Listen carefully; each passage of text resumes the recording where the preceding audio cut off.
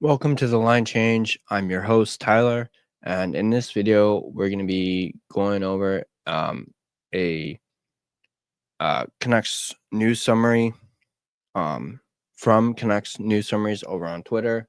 They broke down, or they rather recapped Halford and Brough and Rick Dhaliwal making an appearance on the show and talking about Rick Tocchet, Tom Willander, Brock Besser,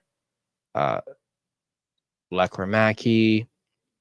They talk a little bit about Pius Suter, Derek Forbort, and also the World Hockey Championships. But for this video, we're going to focus on Rick Tocchet. As you can tell by the title of this video, we're going to be posing the question of, is Francesco Aquilini, the owner of the Canucks, delaying this signing of Rick Tocchet? Now, if you managed to catch my Rick Tocchet video, about his signing perhaps being imminent, you can find that right here, by the way. It's looking like there's nothing to report.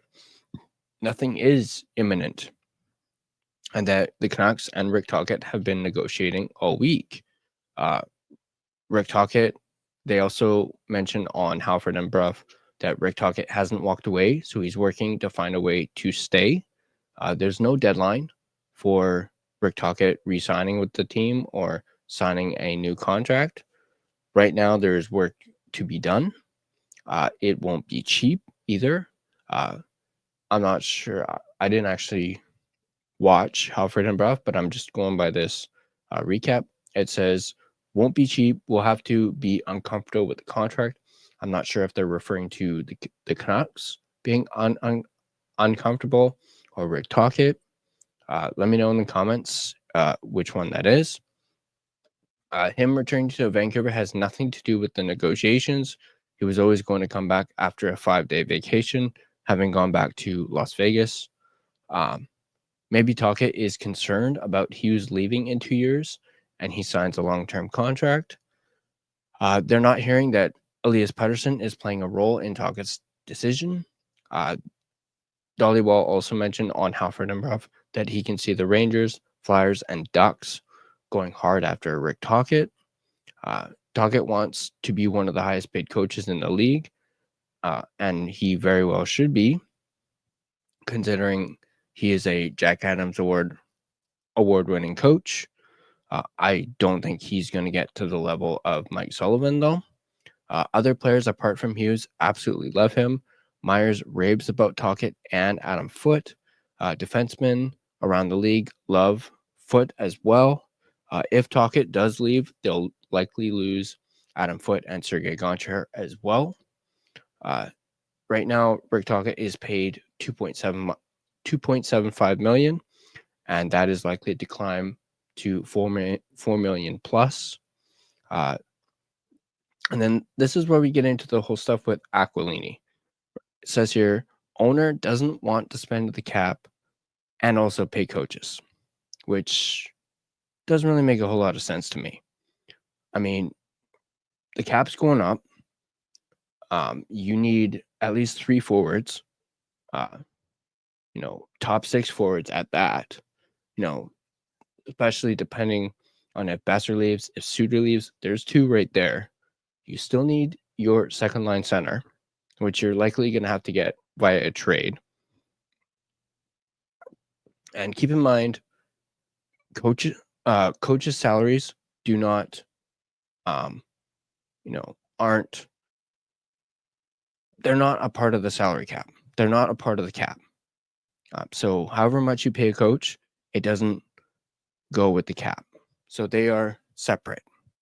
So that's another reason why I don't think this makes a whole lot of sense. They also, Dhaliwal also mentioned he talked to people last night, as in Thursday night, that they'd be surprised if Tocchet comes back, which those that want Rick Tocchet to come back are not going to like hearing that. But shifting away from Tocchet slightly, let's talk about Tom Willander. The fact that he still hasn't signed yet is just mind-boggling. He is with Team Sweden playing exhibition games. Most people around the league are surprised the Canucks are doing this with a first-round pick. The negotiations are not far apart, but both sides have dug in their heels. Some say the gap is only $200K. That's what's being reported right now, that the gap between the two sides is $200,000. Cooler heads should prevail. Willander wants to turn pro and is willing to go to Abbotsford, has never asked for guaranteed ice time. He isn't asking for full max bonuses. The longer that this goes, the more likely he goes back to college or plays in Europe. They also talk a little bit about Lakromaki and how Rutherford and Albion were in attendance for the Abbotsford playoff games. Rutherford did not attend game 2. Some have said he was invisible in game 1. Canucks will be looking for 3 top 6 forwards this summer, as I mentioned earlier. Everyone should be on the table in trades. Lakromaki has no points in 7 games. Moving on to the World Hockey Championships. Rick Dhaliwal doesn't see Suter, Besser, Myers, or Höglander playing at the World Hockey Championships. In regards to Pius Suter, contract talks are quiet. No offer has been made yet, which kind of blows my mind that things have been so quiet with Pius Suter. It makes me think both Suter and Besser are going to walk in free agency for nothing, which would be a huge mistake, I think, on this management's part. I'd be fine with if they let one of them walk, but they need to at least sign one of the two. And I'm firmly in the camp of re-signing Pius Suter, because that's one less center you're going to have to go out and look for. They're already planning on looking for 3 forwards, as I mentioned. Someone to replace Besser. It's a lot easier to find one center than it is 2. Speaking of Brock Besser, doesn't look good when it comes to him coming back to the Canucks, but you never know. Both sides are going to feel out the market. So basically what that means is the Canucks haven't offered him a new contract, and they're going to let him test out the market and see what's out there and what he's offered. Dhaliwal was told that the relationship is still good between the two sides, which is a little surprising. Brock Besser had asked for long-term on his previous contract, which he obviously did not get. Moving on to Derek Forbort, he had surgery to repair a broken orbital bone. He is doing well. The Canucks like Forbort a lot. They want to keep him. Talks have taken place and would like to bring him back. There were interest from teams for Forbort at the trade deadline. And that's going to do it for that summary. I'm going to quickly go into my sponsor read, and then, we'll go from there.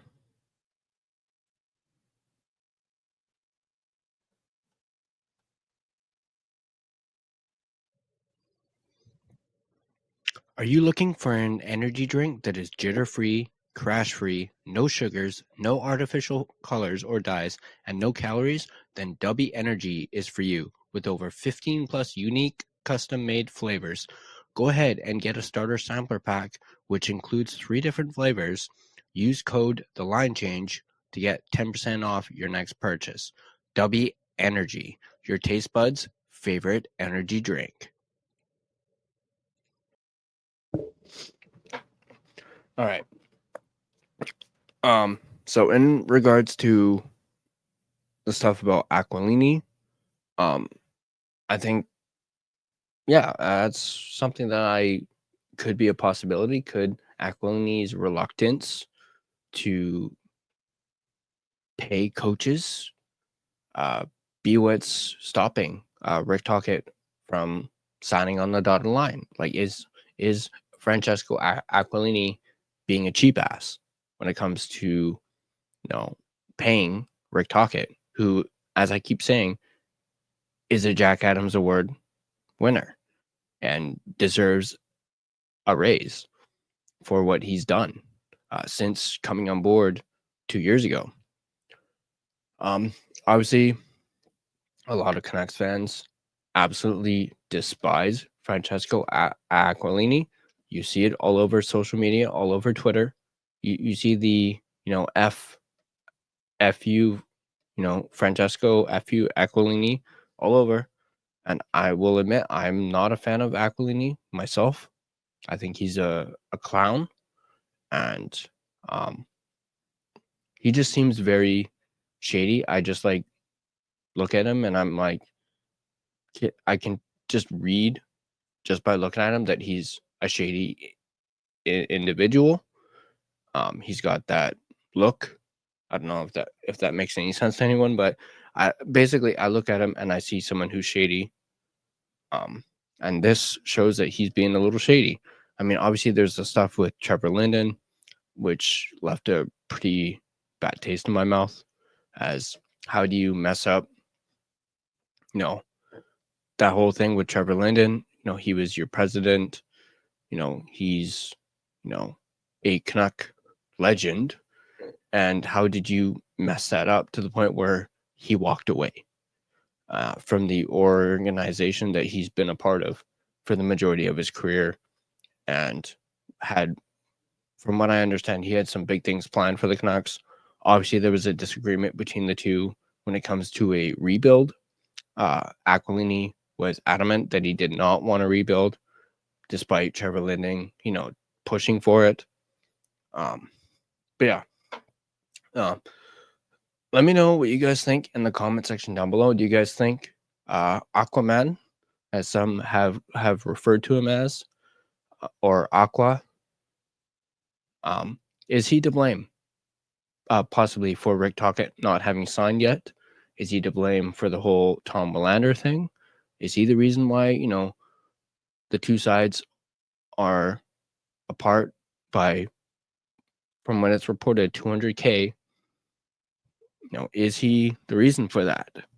And if the Canucks do not end up signing Willander, it's going to look really bad for the Canucks.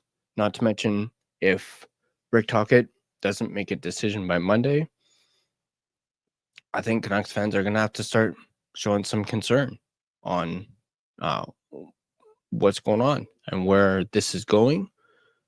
But once again, let me know in the comment section down below what you guys think. As always, if you like this video, go ahead and hit that like button. If you're not subscribed to The Line Change and want to stay up to date on all your Vancouver Canucks content, go ahead and smash that subscribe button.